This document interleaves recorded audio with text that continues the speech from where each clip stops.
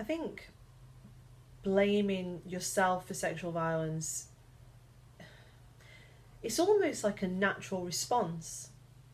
And I don't mean like in us, I don't mean that type of natural. I almost mean it makes total sense to blame yourself for sexual violence when you have been socialised that it's a woman's fault, or for maybe 10, 20, 30, 40, 50 years, 60 years of your life.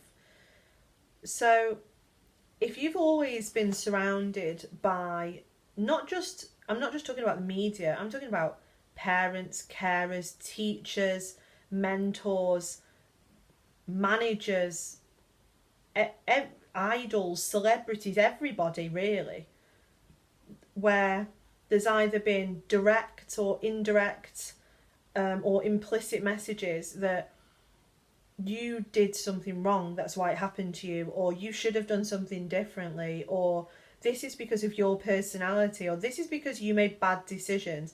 I think if you've been surrounded by that for long enough, when you are then sexually assaulted or raped or, abused by someone, I think it makes total sense for your first port of call to be like, was this my fault?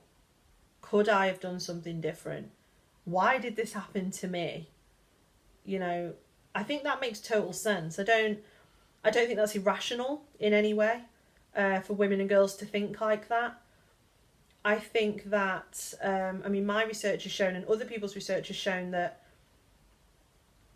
women and girls don't even have to have been directly blamed by anyone to blame themselves for sexual violence. So often theories or different people's work tends to focus on what happens when a woman or girl has been blamed for sexual violence. Does that mean she'll then blame herself?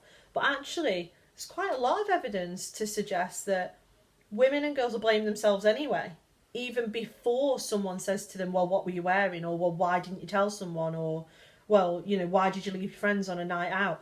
The thought of them being to blame has already occurred to them, even within minutes of it happening, for a lot of women and girls. So that suggests there's something else going on there, something internal or something that's based on their knowledge of the world, of their experiences of the world and things like that.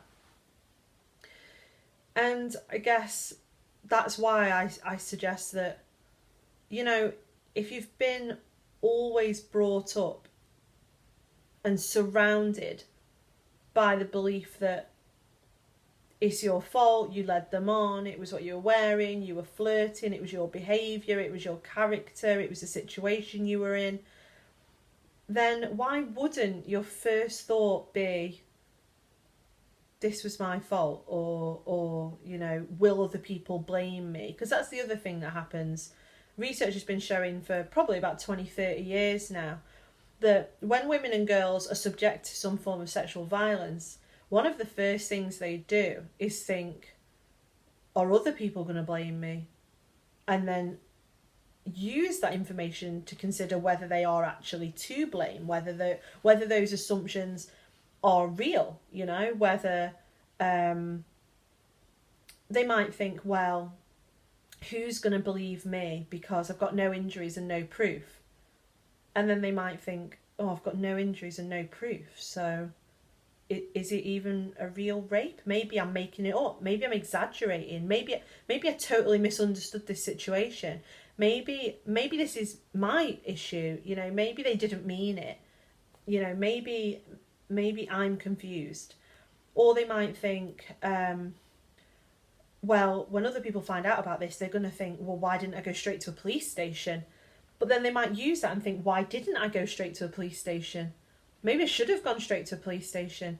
Yeah, but what if the police officer said this and I couldn't tell them? Or what if they say, well, were you drinking? And I had been drinking, and, or maybe it was because I was drinking. Or what are people going to think when they find out I was drunk when it happened? They're going to think I'm making it up, or they're going to think that I just had sex and then I regretted it.